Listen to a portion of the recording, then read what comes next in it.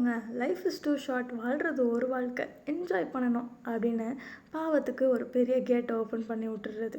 ஏன் வாழ்கிறது ஒரு வாழ்க்கையா? அப்போ டெய்லி ஒவ்வொரு நாளும் கர்த்தர் நமக்காக கொடுத்துட்டு நம்ம இவ்வளோ அழகாக வாழ வச்சுருக்காரு.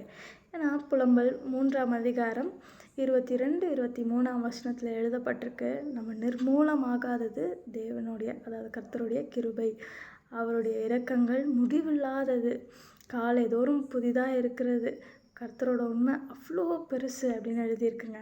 இங்கிலீஷில் ஒரு வேர்ஷனில், God never stops being kind, that is why we are all alive. அவரோட பாசத்தை, அவரோட அன்பை அவர் நிறுத்துறதே கிடையாது, அதனால தான் நான் இன்னும் உயிரோடையே இருக்கேன் அப்படின்னு சொல்கிறாங்க.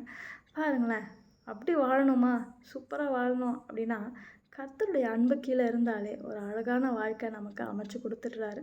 ஸோ இதை தெரிஞ்சுக்கோங்க, யோசிங்க, ஜாக்கிரதையாக பேசுங்க, விடுதலைக்குள்ளே வாங்க, சந்தோஷமாக இருங்க. God bless you.